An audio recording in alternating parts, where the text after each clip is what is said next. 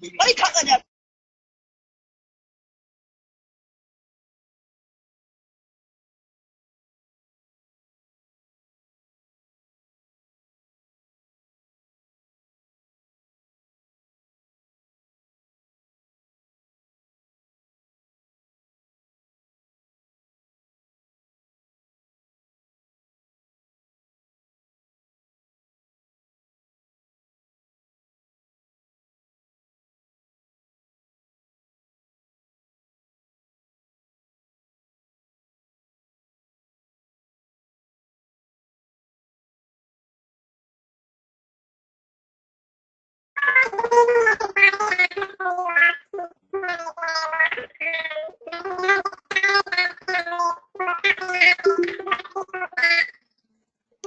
Hold on just a second, everybody. Spencer's having technical difficulties.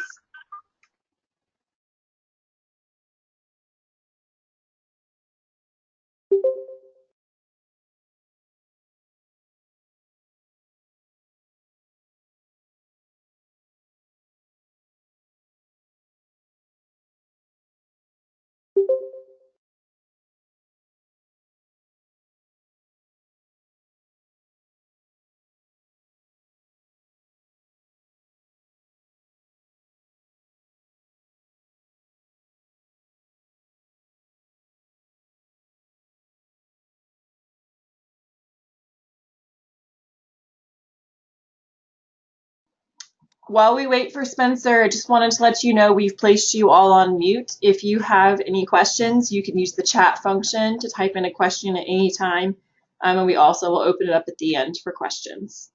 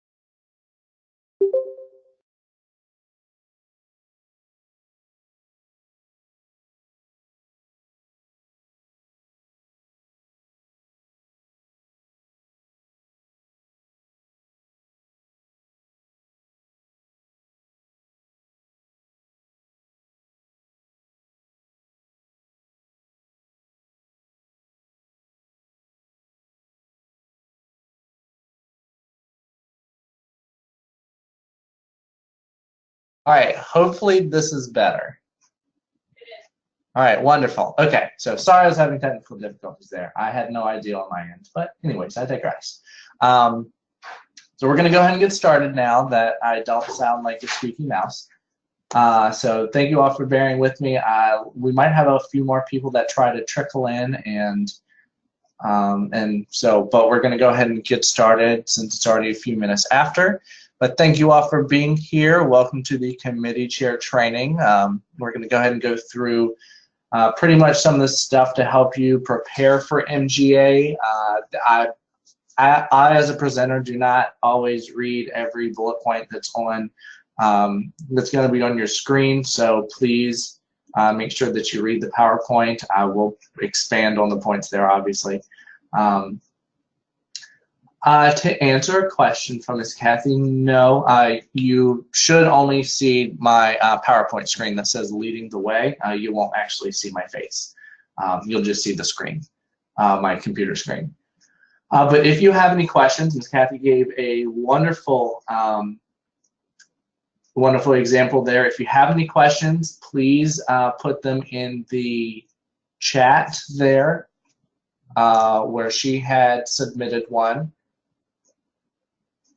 That is a perfect place for you. If you have any questions throughout the webinar or whatnot, you can put your questions in the chat box, or you can wait until after the presentation is over and ask your question. You can unmute yourself and ask your questions there. But in the meantime, you can put them in and I'll try to answer them along the way in the chat section as I see them. Alrighty, so we're going to go ahead and get rolling here. So again, thank you all for wanting to be committee chairs. It's an exciting opportunity for you, plus we appreciate your leadership and wanting to help facilitate debate and be in a leadership role at MGA. But we're going to hopefully go through at the end of this. We're hoping to have a better understanding about your role as a committee chair, what to do, how to prepare, and whatnot. But by all means, ask as many questions as possible, because the next time that we get a chance to talk will be at MGA at your 4 o'clock meeting. Which, by the way, don't forget, you have a 4 o'clock meeting at the hotel the day that we arrive at MGA. Unless you're one of the groups that arrive early, then it's the day after. But anyways, so your role as a committee chair, of course, the main point of you being a committee chair is to be in control of the committee. You are to help facilitate debate. You are to help pretty much control the flow of debate throughout the entire process. Everything should be going through you. You should be, you should make sure that all questions go through you. You should make sure that if someone wants to speak to a bill, they get recognized first. They get recognized and ask permission to ask a question. They are making sure that they're saying their name. You're making sure they're saying their name and delegate, name in school or YMCA, stuff like that. So main thing is be in charge, be assertive. If somebody messes up, use it as a learning opportunity. Stop them, remind them you need to do this. And then continue on. It's because there's a lot of people that are going to be new at MGA as well this year. So you don't have to be completely, well, one, we want you to be assertive, but you don't have to just cut them off and keep going. If they mess up, we want you to use it as a learning opportunity in committees to take that moment and say, stop them, remind them what they need to do, and continue on. But make sure you do stop them if they mess up. Otherwise, people will keep doing it incorrectly. And then once you get into chambers, they'll be a little bit more strict about it because there's a lot more to get done in chambers with a lot less time. So make sure you're assertive. Don't be afraid to be in charge of that committee. You need to be in charge of that committee. Having said that, you also need to be in charge of that committee in the sense that you should be an expert on the process of committee. If you have questions on how the committee process should operate, read the rules and procedures.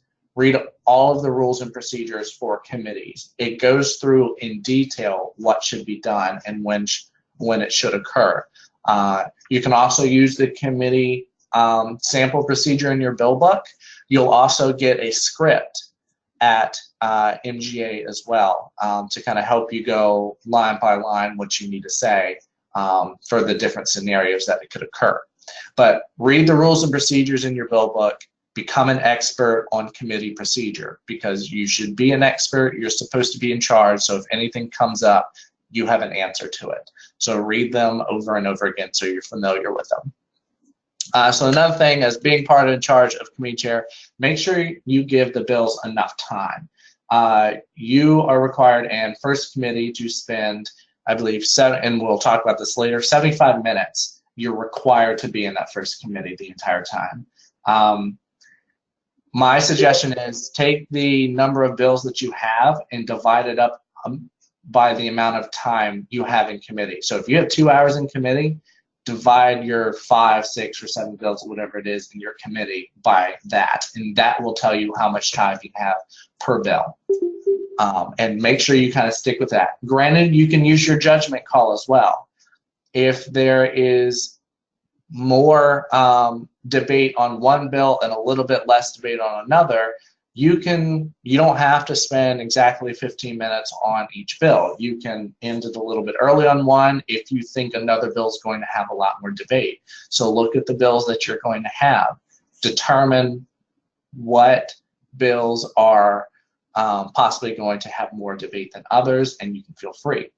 However, that does not mean you should be spending 5 minutes on a bill that you don't think will have a lot of debate.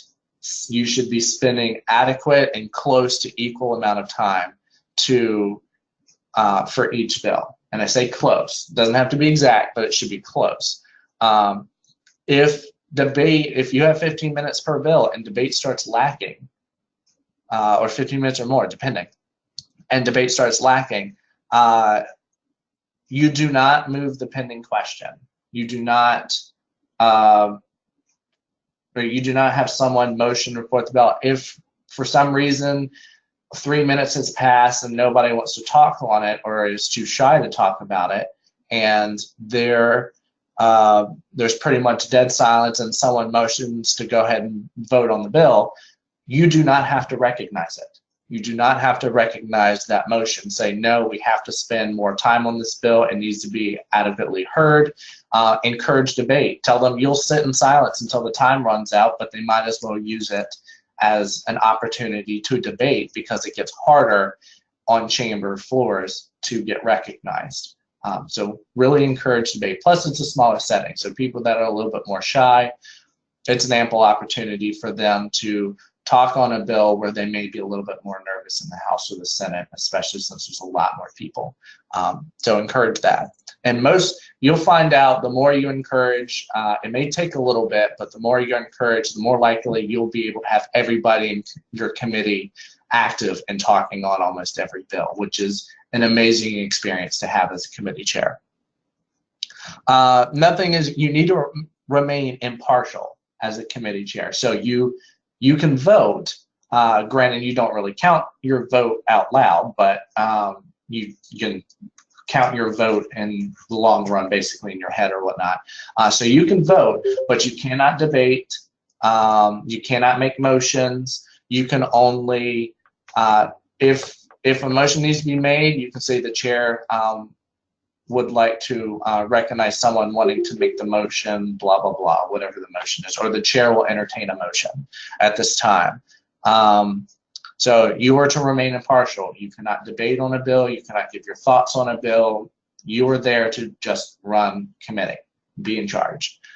And the last point, of course, make sure you leave your room how you found it. No one should be leaving any type of anything, papers or anything around at all. Everybody needs to take it with them.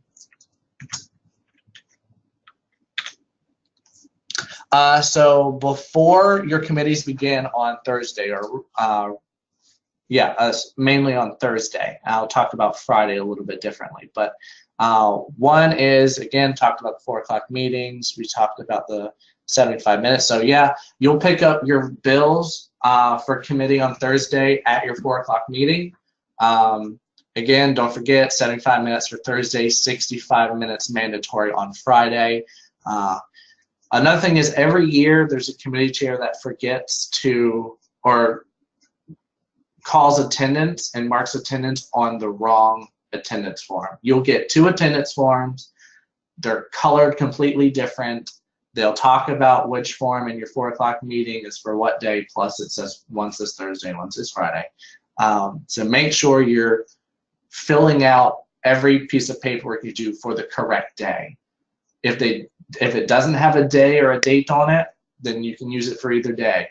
If there is one for a specific day, it will say the date on it. So look for it at the top somewhere.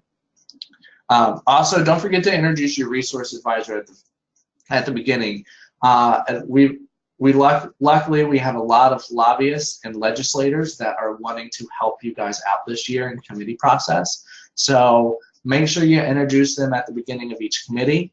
You could potentially have a different resource advisor for each day, for Thursday and Friday. Some of you will have the same person, but still introduce them again just in case.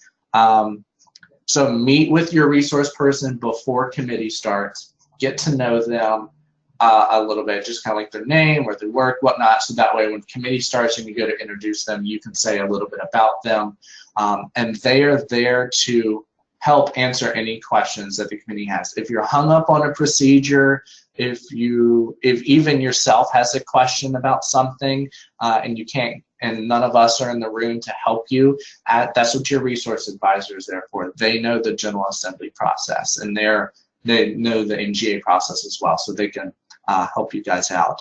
And you want to give them an opportunity after each bill is done to maybe talk about it, because they may have some insight on how the process would normally work for that specific bill or something. So give them an opportunity to speak afterwards.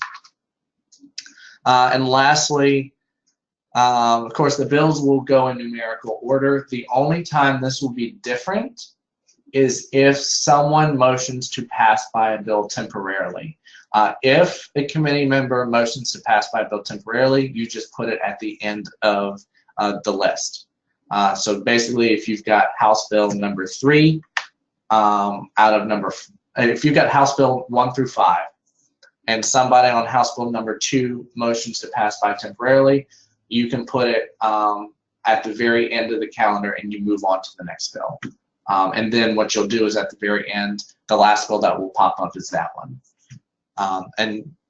And really that should only be done if there's something like they have lost their opening statement or something of that account, or if the bill patron is running late or something, which they should not. But if they are, then you can ask someone else to motion to pass by temporarily, and you can move to the next one. So debate order. One thing to talk about this, I'm only going to mention a couple things on here, so make sure you read everything, but also listen to what I'm about to tell you, because in your bill book for the sample committee procedure, it is incorrect. I believe it is line 3 and 4 are backwards. So what is on your screen right now is correct, so please make note of that. Your bill patron will explain first, and then a lobbyist will speak, and then the committee will debate, and then a lobbyist will speak again, and then you vote on the bill. So that is the process, so please make note of that in your bill book or wherever. That will also be reflected in your committee scripts, so you'll also have that as well, but just make note of that in case you're just using the sample committee procedure in your bill book. That is backwards. Yeah, so lobbyists do get to speak twice. Lobbyists should speak before debate starts.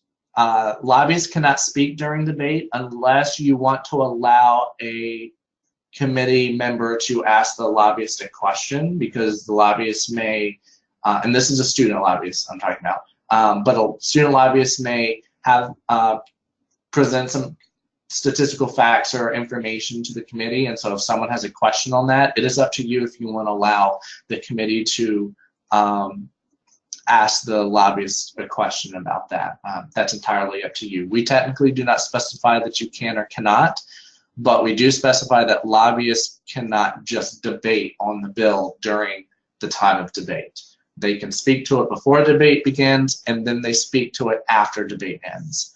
And pretty much what I mean by that is bill patron will explain the bill, a lobbyist will speak whether they're for or against it and the reason why, then you'll open up debate on the floor.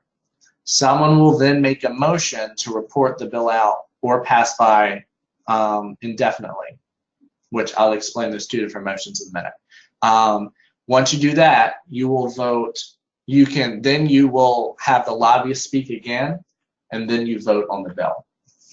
So someone makes the motion, but before you vote on the motion, have a lobbyist speak one last time, because there may be some changes in committee that happened on the bill that happened, and they want to speak to it. So have the lobbyist speak before you vote on the motion.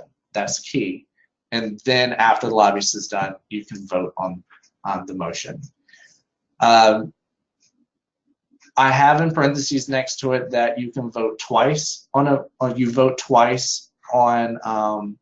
bills. That's because you vote once on the actual motion and then the second time on the actual bill. So whenever someone makes a motion to even whether it's pass by temporarily, pass by indefinitely, report the bill out, move the amendment, any of those motions, they're all technically different motions. Whenever there's that motion, you vote once whether or not to agree to the motion. So basically, if you're reporting the bill out, the first time you vote, you're voting whether or not you want to end debate by agreeing to the motion. So if the committee votes yes, then they're agreeing to end debate. Then the second time they vote is they actually vote on whether or not the bill passes or fails. So I would suggest to you all is to make sure that you say that to them, clarify to that every time they go to vote. The first, we're now voting on whether or not you agree to the actual motion, and then you vote. And the second one is, shall the bill pass, or shall the amendment pass, or shall it pass by indefinitely, or whatnot. So you vote twice. Speaking of the different motions, on your sample committee sheet, there are several different motions that are listed and who can make them and when they're in order. I highly recommend you also reading the rules and procedures. It explains it a little bit more on motions, so get to know those. If someone wants to go ahead and end debate and vote on the bill, there's technically two motions you can make to do so in committee. The first one is they can motion to report the bill out. That means they want to end debate and vote on the bill with a recommendation of it passing. If someone wants the bill to fail, or go ahead and end debate, vote on the bill, but with the recommendation that it fails, you motion to pass by indefinitely. Those are two different motions. So I would note that please make that clear in your committee at the beginning, and you may want to make a couple reminders along the way. Because again, you all are supposed to be the experts on procedures. This is also a learning opportunity for them. So as many reminders and clarification as you can give, the better. Also, if something happens in committee, there's the motion to recall a bill, or a motion to, pretty much motion to recall a bill. That motion is specified in your committee, sample committee procedure, and in the rules of procedure as well. Basically, they can do it at any time after you're done with the bill. So if House Bill number 3 is done and you're talking on House Bill number 4, and someone wants to make a motion to recall House Bill number 3 and vote on it again, or it's motion to reconsider a bill, someone can motion to reconsider House Bill number 3, but you have to wait until House Bill number 4 is completed. So if you're currently talking about a bill and someone wants to make the motion to recall another bill, they have to wait to make that motion until you're done. So pretty much once you're done speaking on one bill, before you start on the next, that's when that person will make that motion. So I hope that may be a little bit confusing, but you can it explains it a little bit more in the rules and procedures, but hopefully you all got that. All right. So amendment procedures and amendments altogether. So someone can make an amendment at any time during debate. So when you open up debate, anyone can pretty much submit an amendment during that time. In committee, it's gonna depending on whether or not you appoint a clerk. That's another thing. You can appoint somebody on your committee, other than the lobbyist, of course, to be your clerk for the committee. And basically what they'll do is they'll just keep up the paperwork so that way you can focus on the actual debate. You don't have to. You can do all the paperwork yourself if you want to, but you're more than welcome to appoint somebody to be committee clerk. If that's the case and someone writes an amendment, they can submit an amendment during the debate time on that bill. While you're debating on that bill, they can submit an amendment to you or the committee clerk And once someone is done speaking or debating on a bill or asking a question, you immediately go ahead and have the bill read. And the process is much like that of the bill. That's also on the sample committee form. It's identical to how you would actually go through the process of a bill as well. Pretty much you have the amendment patron speak, then you have the lobbyist speak, and then you debate on the amendment, then you have the lobbyist speak one last time, and then you go, then you will vote on the amendment. And again, you vote to move the amendment, which you can pass or fail. You vote once to agree to that, and the second time to pass or fail the actual amendment. So that's the process. Look in the rules and procedures again, and look at that sample committee procedure. It goes through it a little bit by step. So they can submit it at any time, and you just automatically read it once someone is done talking. The second thing to note about that is lobbyists cannot introduce an amendment. They can create one and ask a senator or a delegate to introduce it for them, but they cannot actually introduce the bill or introduce the amendment themselves, nor can they introduce a bill because technically they're not members of the committee. You also will have plenty of amendments there with you. So there's a form in the back of your bill book, but we'll also have extras there for you as well. And my last point on amendments to bills, one, most of amendments should occur on a bill in committee, and less should happen on the floor. Granted, that doesn't always happen, but encourage people that if someone maybe disagrees with a portion of the bill but likes it as a whole, you can always suggest that that they write an amendment out and encourage them to amend it in committee instead of on the floor. So that way more people have time to debate on the bill on the floor. But my last point on amendments is only, and it's to the very last point on this, on your screen there, is if an amendment passes, you of course, when you hand the bills in, you hand it with only the amendments that pass. If an amendment fails, feel free to give it back to the amendment patron, or if they don't want it, you can throw it away. But do not submit failed amendments to the MGA office with the rest of the bills. It gets confusing, and we're not sure which ones have passed and which ones have failed. So only submit passed amendments, and that's it. If there's failed bills, you still submit failed bills. Can I say something? We're going to give you paper clips to attach these amendments. It would be really helpful if you would paperclip the amendment to the bill so that we know which bill it goes with, because sometimes it's very difficult to read the handwriting on the amendment. Also, if the handwriting is very hard to read, if you could have the amendment author rewrite it for the official submission after committee, we would really appreciate it. Yeah, and if their handwriting is bad, please feel free to write a clarity version for them, because if it's bad handwriting, and just because they have bad handwriting, I know I do.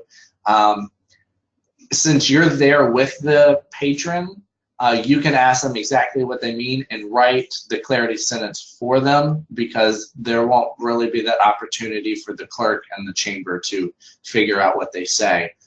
And you're already standing there and know who the amendment patron is to ask. So it's best if they can't rewrite it, then if you can rewrite it for them, that would be great. Yes, you are more than welcome. I just saw the question. You are more than welcome to have your appointed committee clerk to rewrite the amendment for them if need be. Yes, you can absolutely do that. All right, so the next thing is on your packet. You will receive a packet again at 4 o'clock, the hotel meeting. You'll receive a packet with your amendment forms in there and several different stuff and all of your bills. During the 4 o'clock meeting, they'll go through everything that is explained. There are a couple things that are that I need to go over. So one, you will see there's a picture in the bottom left-hand corner of your screen that has a big X over it. That's going to be on the front of the bill. You do not touch that. That is for the clerks of the House and Senate, not for clerks of committee or committee chairs. You do not touch the front of the bill book. That is, or front of your packet. With that, you'll see that up there. You don't touch it. It's for actually either the clerks or for the our bill tracking staff. However, you see the top right corner, official use by clerks, but we do also need you to fill out the portion that does not have the red X on it. As you can see, it says reported by. If it's a Senate committee, if you're in the Senate committee or the House committee, you would go reported by. The check if an amendment, if it passed your committee without any amendments, you select if it has amendments from the opposite house, and then you can select if it's passed with an amendment at all from your committee, and then if it was defeated, if the bill was defeated. So this, what you'll see is this, the top right-hand corner, that that picture, you will have that on each bill. So that'll be on the front of each bill, and basically what you will do is you will check if it's been one of those have happened. So if it's been defeated, if it's passed with or without amendments, or if it has amendments from another house or from another committee. And then it says the clerk, but as the committee chair, I'd prefer you to sign it. So you can verify that that's exactly what happened to the bill. I think there's another question. Oh, that was Sharon. All right. All right, and Friday's committee. A couple points for Friday's committee. One is bills will either be delivered to the chambers. So while you're in chambers Friday morning, either your committee packets will be delivered to the clerk of your chambers, or they will still be at the MGA office where he will drop off your bills depending on the day. So you will you'll either pick them up, of course, from the clerk or from the MGA office, which is in the Capitol. You go to the exact same room, so everybody has the exact same committee room both Thursday and Friday. So you go to the exact same room. I already talked about resource people. There will be a thank you card in your packet as well for the resource person. Please fill it out. Give a heartfelt thank you for their time and helping you out and helping the committee out. Really put some heart into it if you can. And you do not have the rest of the committee fill it out. It's just you. Put it back in your packet once you've finished writing your heartfelt statement to them and your name. And then you put it back in your committee packet and then just submit it with your bills and whatnot. So don't forget to do that.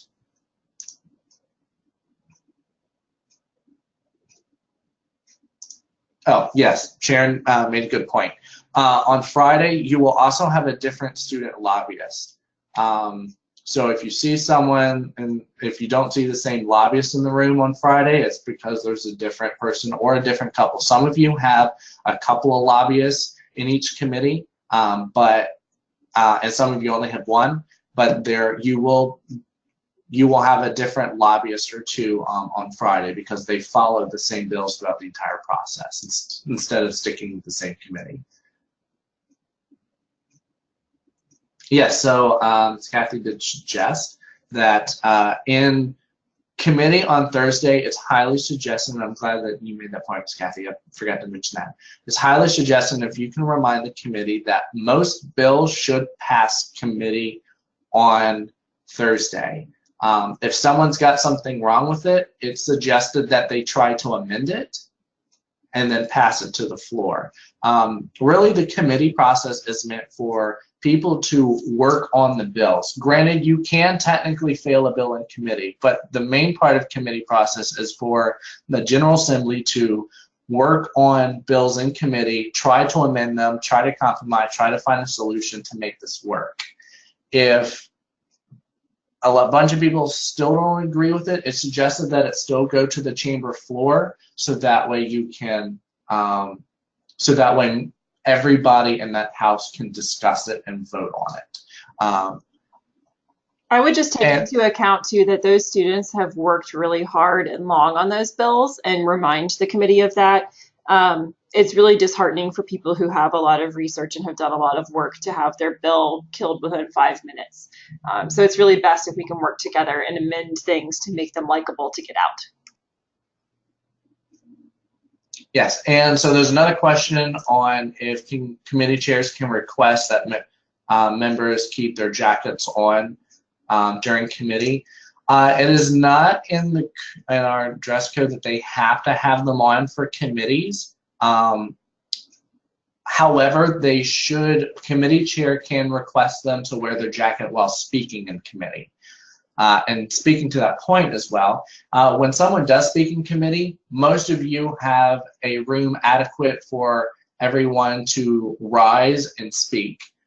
It is up to you if you want them to stay seated and speak and just raise their hand to get recognized. But please let them know that when they're on the floor, they will have to rise and say, Mr. Speaker and Mr. President. So if you want to get them acclimated to that as well, which I suggest, please have them rise or raise their hand, however you want to do it, and say, Mr. Chair. I see there are more questions.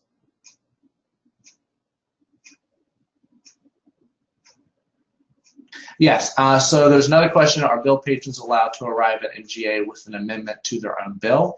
Yes, so if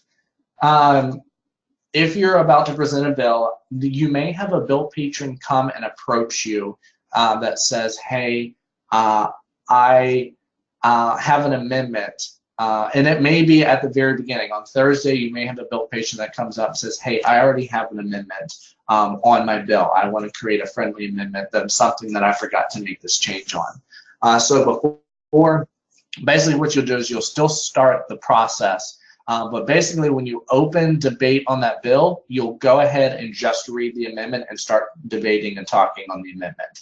So if a bill patron brings you a bill or brings you an amendment to the bill, go ahead and do that first after the lobbyist speaks to the bill. And then, of course, the lobbyist should speak to the amendment as well. So go ahead and do that first. I don't believe I have anything else for Friday.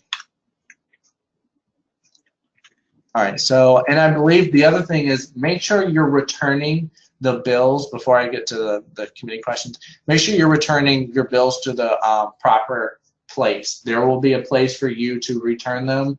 Most likely to the clerks of the House in the Pocahontas building or the Capitol. We will let you know, unless Sharon, you already know where we're going to have it, because I don't know off the top of my head. The bills will all be returned to the lobby of the Pocahontas building. That is where they need to bring their entire packet. Is that what you were asking? Yes. Yeah, so everybody will need to go there, and we have instructed your resource people to go with you, especially Thursday night, to make sure all of the paperwork has been filled out properly. So you'll need to stand there while the clerk goes through your bills to make sure everything has been marked properly and that you have signed everything you need to. And please do not be the person that we have to call out at elections to ask where your folder is.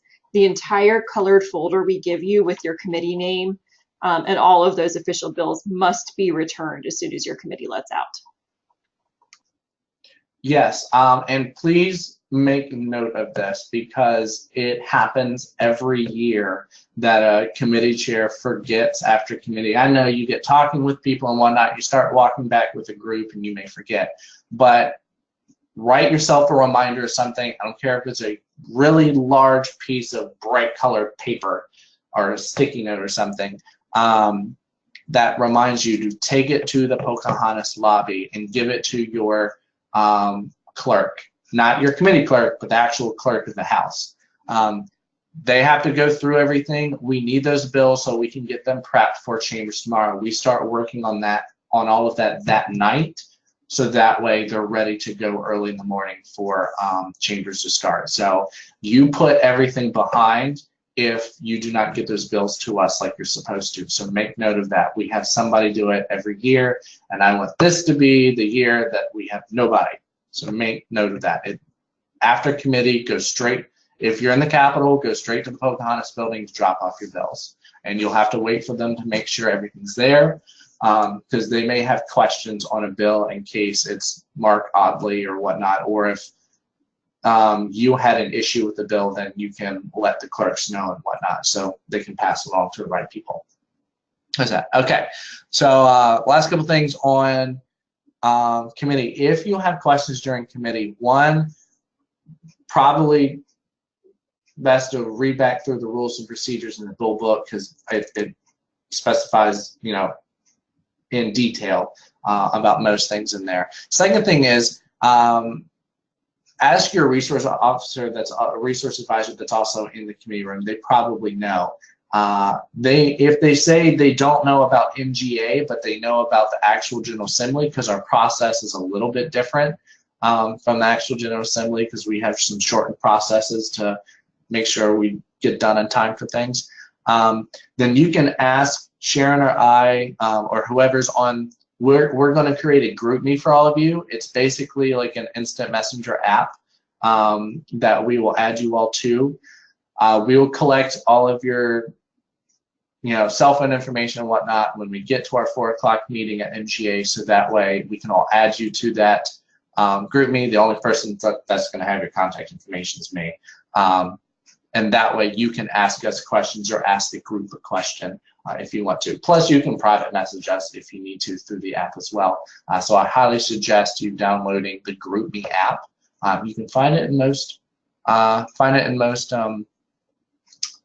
app stores, whether it's Apple or Google Play or whatnot. So download that, because we will add you to that at some point at your 4 o'clock meeting.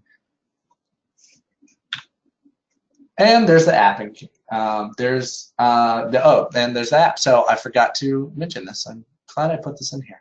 So there is, you may know that we have an app for MGA, or as we call it, the YAP, because it's Y app, because we are the Y.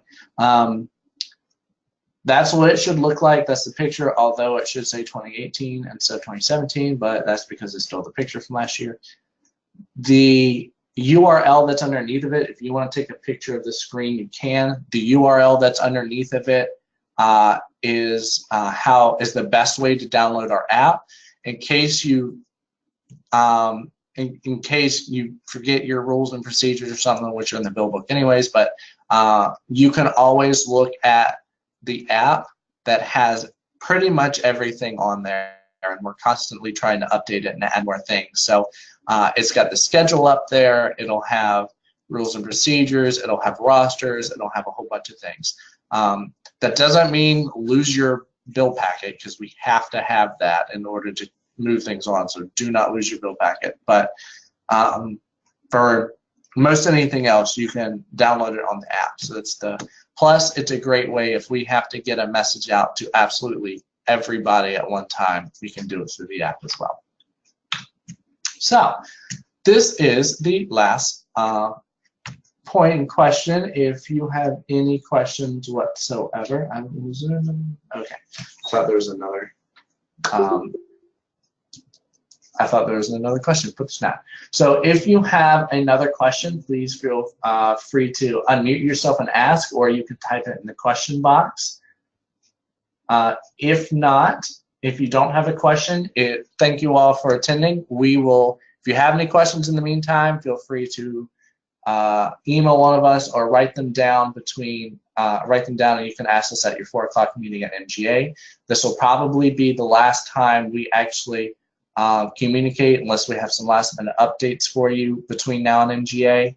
And lastly, make sure that you read those rules and procedures, and the committee sampler procedure, because that might help a little bit, but especially the rules and procedures before you get to MGA. So if you have any questions about a process, you can ask us at the 4 o'clock meeting and we'll clarify it for you.